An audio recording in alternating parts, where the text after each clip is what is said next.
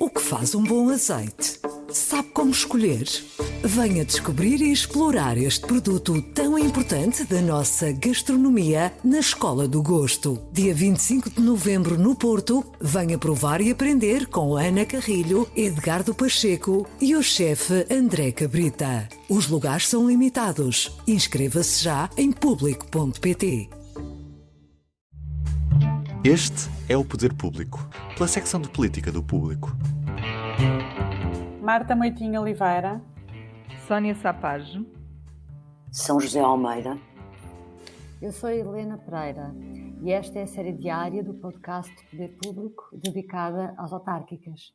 A 2 dias do fim da campanha, temos hoje em cima da mesa a sondagem de Lisboa. Segundo o estudo feito para o Público e a RTP, Fernando Medina desce em relação a 4 anos, o PSD e o CDS juntos também descem em relação a 4 anos, o Bloco de Esquerda fica sensivelmente na mesma, a CDU sobe e há uma novidade, ou pode haver uma novidade. A Iniciativa Liberal, que recusou integrar a coligação de direita liderada por Carlos Moedas, poderá pela primeira vez eleger um vereador. Marta, começo por ti, por Medina. Medina arrisca passar dos 42% que teve em 2017 para 37%. O que é que correu mal à autarca do PS nesta recandidatura? Aliás, lembro, o PS tem vindo sempre a descer, desde que António Costa deixou de ser presidente da Câmara de Lisboa, chegou a sê-lo com maioria absoluta. Foi um erro ter passado o testemunho a Fernando Medina? eu acho que para nós considerarmos que teria sido um erro passar o testemunho a Fernando Medina, teria de ter corrido mal a António Costa o que ele decidiu fazer para sair da Câmara de Lisboa, o que o levou a sair. E pelo que nós sabemos hoje, não correu mal a António Costa a saída da Câmara Municipal de Lisboa. Além disso, também para analisar essa questão, teríamos de saber quais é que eram as alternativas. E pelo que eu me lembro, as alternativas na altura não eram outras. Era Fernando Medina, foi logo muito óbvio. Aliás, quando se começou a falar sobre a possibilidade de António Costa querer concorrer contra António José Seguro para a liderança do PS, falou-se imediatamente o nome de Fernando Medina como sucessor e Fernando Medina começou a assumir até alguns discursos públicos na altura e a anunciar medidas, havendo mais visibilidade àquele que era o número 2. Ou seja, ele já era o vice-presidente e, portanto, a escolha pareceu na altura bastante lógica e não me recordo haver nomes alternativos. É verdade que depois houve as eleições seguintes, as primeiras em que Fernando Medina concorreu e, nesse caso, o PS já não teve a maioria absoluta na Câmara de Lisboa e aí foi o primeiro teste para Medina e agora parece que se repete. O que acontece aqui neste caso é que de facto, a alternativa não sendo outra, Fernando Medina aparecendo como a única solução possível, não há, é difícil fazer uma avaliação que não seja que esta seria talvez a melhor solução para o PS. E também havendo a dispersão de votos à esquerda, o Bloco de Esquerda, na altura, no mandato que agora termina, conseguiu reforçar a sua posição, não resta muita alternativa ao PS ter Fernando Medina aqui. Depois, Fernando Medina também acabou por levar com alguns problemas na cidade que ele teve alguma dificuldade em gerir. As questões da mobilidade foram sempre muito intensas durante o seu mandato, as questões da habitação, do turismo, a questão do Airbnb, houve temas muito importantes que tornam a vida de quem vive em Lisboa bastante ou complexa, ou cara, ou com algumas dificuldades e que ele nunca conseguiu dar uma resposta completamente, que fosse vista pela população como uma resposta pronta a esses problemas. E os problemas existem na mesma, portanto, ele esteve 4 anos a lidar com alguns problemas que não parecem estar resolvidos. E, portanto, acho que é isso. Eu sobre isso queria dizer uma coisa. Em relação a candidatos às câmaras, a coisa é pensada com muita antecedência, ou seja, o Costa, quando faz a lista a primeira vez, ou a segunda vez, mas quando faz a sua lista, ele tem de escolher muito bem quem é o seu número 2, porque nas câmaras, tu, claro que podes convidar uma pessoa a admitir-se, mas o número 2 à partida é quem vai assumir a autarquia. Que pode substituir o presidente. Não é como no governo que pode escolher.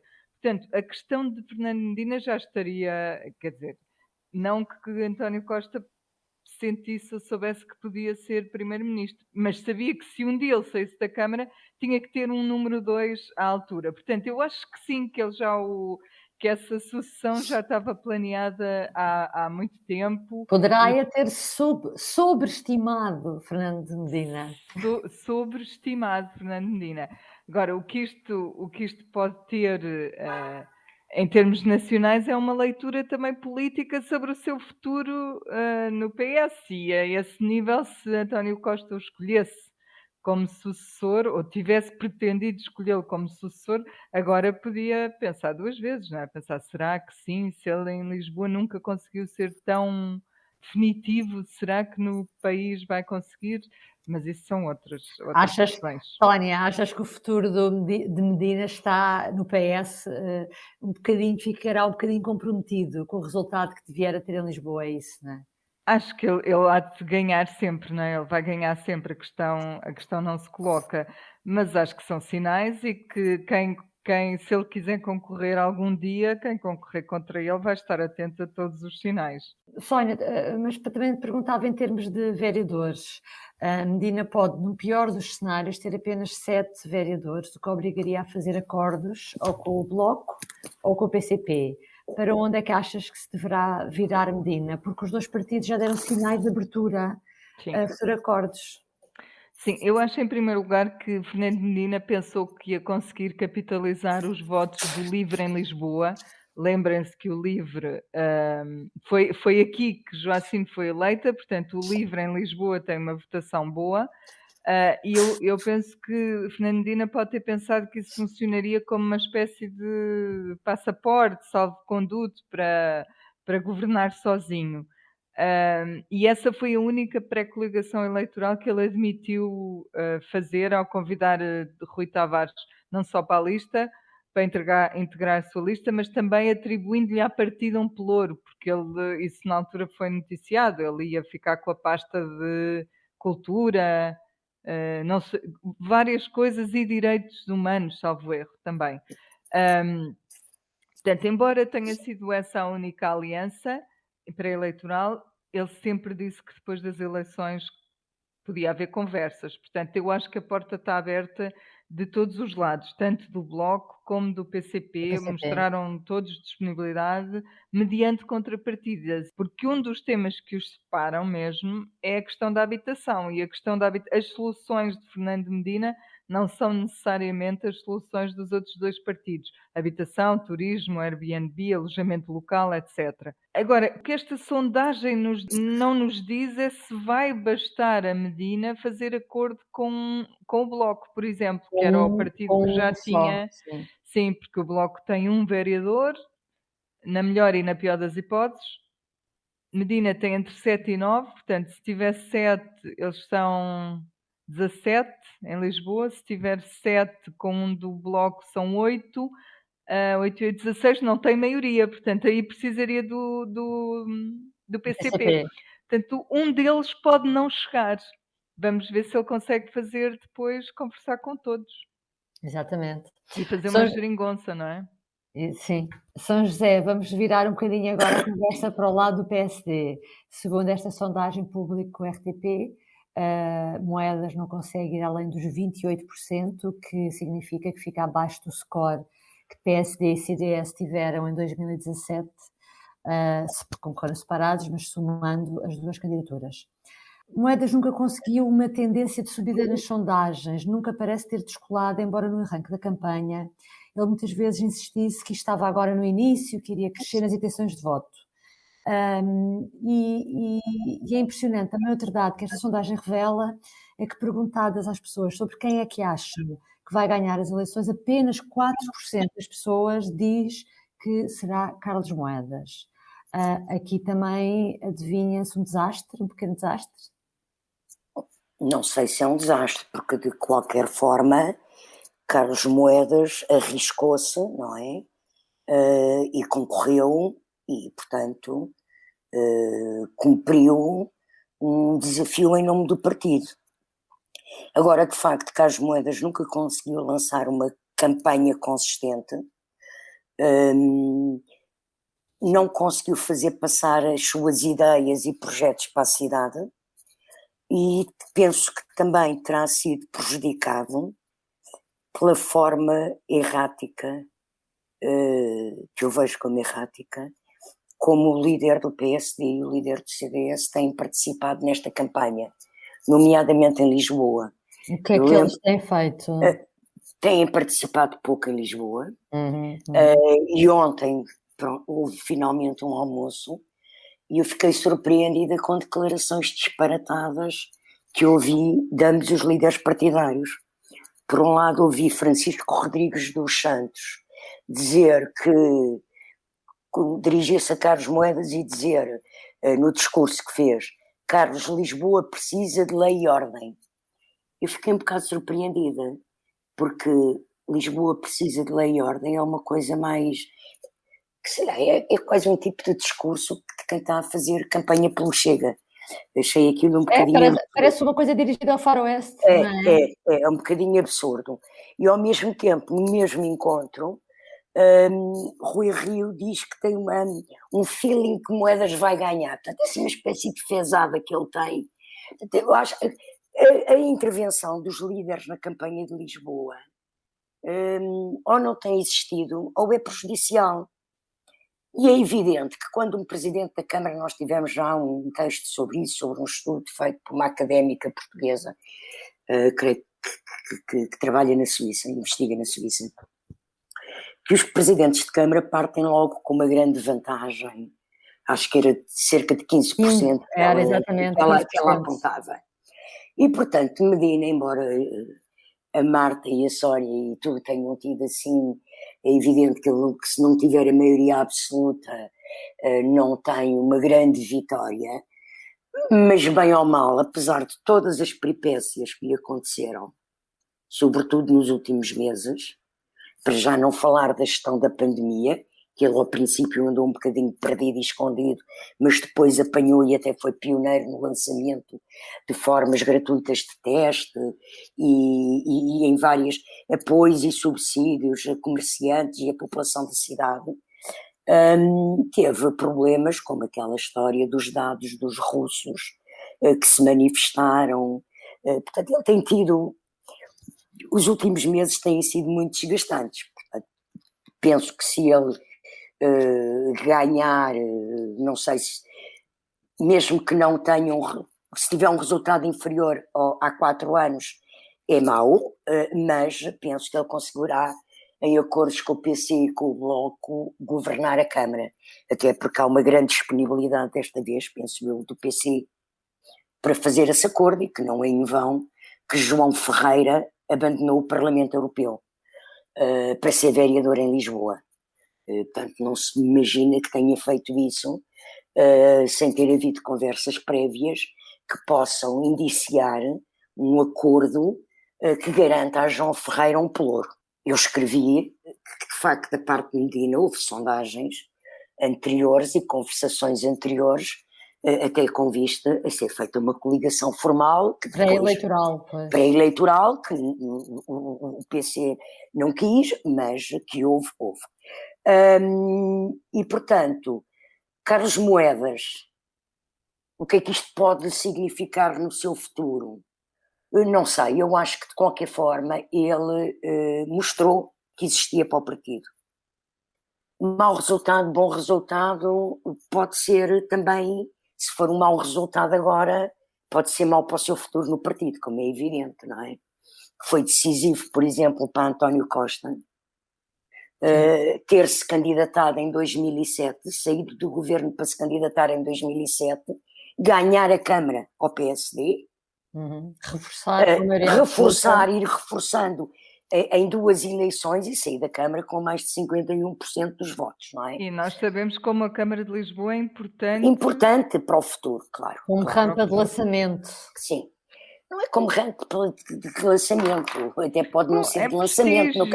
No caso do Costa não foi rampa de lançamento, porque ele tinha sido várias coisas antes. Mas Presidente da Câmara de Lisboa pode ser uma oportunidade de demonstrar um perfil executivo que lhes permite depois outros voos políticos. Sim, E, sim. portanto, vamos ver com que resultado é que Carlos Moedas acaba na noite eleitoral e perceber, de facto, que leituras podem então fazer. Exatamente. Nessa noite eleitoral, este domingo, uma novidade pode vir a ser a Iniciativa Liberal, se conseguir realmente eleger pela primeira vez um vereador em Lisboa, na primeira vez concorre, ultrapassando o PAN, que até já tem um historial de candidaturas em Lisboa mais longo. Marta, a que é que achas que se poderá dever este eventual êxito dos liberais na capital? Acho que pode ser um conjunto de fatores. Um deles pode ser uma sequência da dinâmica anterior de só há 2 anos é que a Iniciativa Liberal entrou no Parlamento e, portanto, é um fenómeno recente e pode beneficiar dessa dinâmica ainda. Depois ainda houve as presidenciais, mas as presidenciais são uma questão um bocadinho à parte porque é uma candidatura mais concentrada na pessoa e não tanto no partido. Depois, acho que há aqui uma outra questão que é, eu estive a rever os resultados dessas legislativas de 2019 e há algumas freguesias em Lisboa onde a Iniciativa Liberal aparece em 4º lugar, por exemplo, à frente, por exemplo, do PCP, que é um partido que está presente na Câmara de Lisboa há mais tempo. E, portanto, de facto, há aqui algumas freguesias que já nas legislativas optaram por depositar uns votos com algum peso na Iniciativa Liberal e isso pode agora ser benéfico nas autárquicas. Depois acho que o que parece é que a Iniciativa Liberal acabou por beneficiar do facto de não se coligar com a coligação liderada por Carlos Moedas. Portanto, basicamente acaba por preencher aquele espaço que quem decide votar à direita e olha para a candidatura liderada por Carlos Moedas e não se revê de alguma forma nela, pode arranjar ali uma solução alternativa para depositar o seu voto no domingo. E acho que é um conjunto destes fatores. Carlos Moedas eu lembro-me que quando a campanha começou, aliás, ainda na pré-campanha, quando começaram a aparecer os primeiros cartazes, o primeiro cartaz que eu vi de Carlos Moedas deixou-me um bocado surpreendida, porque o primeiro cartaz que eu vi, não tenho a certeza que seja o primeiro dele, mas era Lisboa pode ser tudo o que imagina ou mais do que imagina. E uma pessoa pensa assim, então eu sou um eleitor, olho para isto, ele não está a dizer o que é que vai fazer, ele está-me a pedir para eu imaginar. Isto é tudo aquilo que não se deve fazer na política, que é deixar no vazio o eleitor, não ter uma proposta para apresentar. E eu acho que para quem eventualmente vote à direita ou pense votar à direita, olha para aquele cartaz, vê, não se sente interpelado por ele e, portanto, pode acabar por escolher a Iniciativa Liberal. Eu não tenho a certeza que a Iniciativa Liberal tenha feito uma campanha com informação muito concreta, mas pode ser uma alternativa para quem vota naturalmente à direita. Uhum.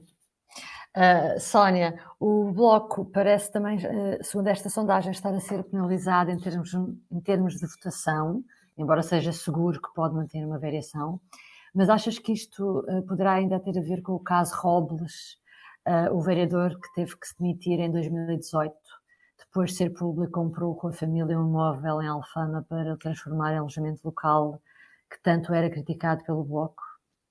Eu acho que não.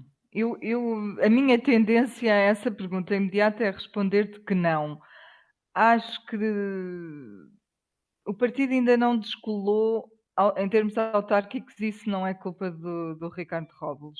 Eu acho que neste caso até pode ter mais a ver com o facto de o Bloco ter estado no governo da Câmara, na gestão, com uma variação, que foi uma coisa que na altura da geringonça se falou muito, até que ponto os eleitores premiavam os partidos, fosse o PCP, fosse o Bloco, por estarem ligados à solução do governo ou se iriam castigá-los nas urnas na primeira vez. Eu acho que pode ter mais a ver com isso, porque o Bloco, ao ter um pelouro, acaba por caucionar, digamos assim, as decisões de Fernando Medina. Mas acho genuinamente que o Bloco não tem conseguido implantar-se ao nível do poder local, não sai daquele marasmo.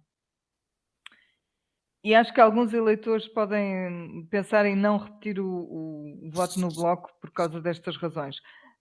Mas também a nossa sondagem dá um nível muito elevado de indecisos no Bloco, são 16%. Portanto, o eleitorado do Bloco de Esquerda, se Está calhar um ainda pouco não. confuso, está um pouco Sim, confuso. sim. Portanto, eu acho que tudo isso contribui para que o resultado do Bloco. O Bloco acaba por ser ultrapassado, mas estava muito próximo e agora foi ultrapassado pela CDU, não é? Que se diz que é um partido que às vezes parece que está a morrer, mas lá está, em termos autárquicos tem muito mais tradição e muito mais força, e Hum. vê-se aqui também. A CDU costuma queixar-se de que é sempre menosprezada nas sondagens, não é? Que depois acaba por ter mais do que aquilo que as sondagens lhe dão, e na maior parte das vezes tem razão. É Sim, verdade. aqui a sondagem dá a subir É. relativamente a 2017. São José, olhando para mais ao pormenor, pegando nisto que a Sónia dizia, olhando para o pormenor e para, por exemplo, as faixas etárias, há realmente aqui alguns dados interessantes. A candidatura com que as pessoas mais jovens se identificam, as pessoas entre os 18 e os 34, por exemplo, é a de Carlos Moedas, mas também é aquela onde há mais indecisão, 20%, que não sabe ainda onde poderá votar. Portanto, o que eu te pergunto é: poderá ser esta faixa do eleitorado, esta mais jovem, a responsável por eventuais surpresas e decisões importantes na noite eleitoral? Eu penso que não vai haver grandes surpresas na noite eleitoral, não é? O que é que seria uma surpresa? Medina tem maioria absoluta, a Iniciativa Liberal eleger, os partidos que têm representação na Câmara, como o CDU ou o Bloco, não elegerem.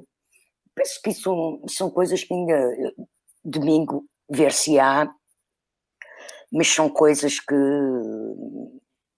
seriam grandes surpresas e não penso que possa ser assim tão fácil acontecer.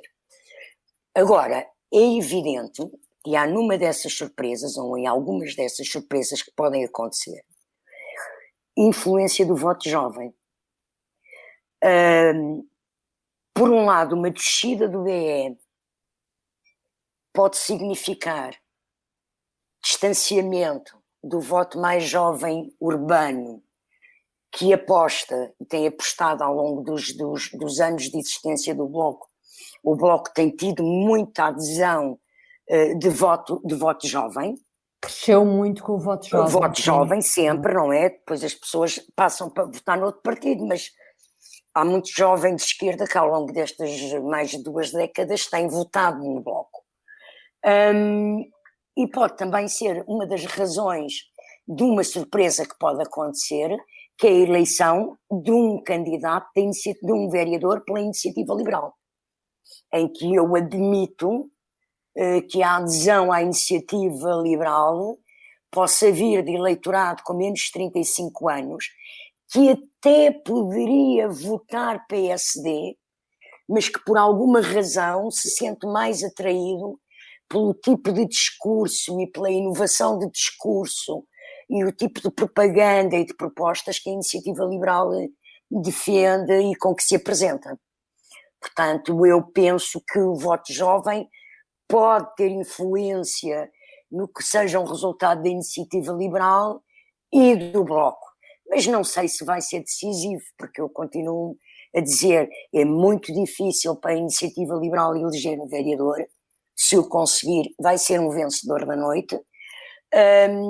E também não será fácil o BE acabar por perder um vereador, porque mesmo assim o BE tem, num centro urbano como Lisboa, uma boa representação, quer dizer, tem tido votação com expressão. A sondagem não os dá a perder, apesar de tudo, dá um mínimo máximo 1, Pois, portanto, em princípio fica como está. Sim, mas...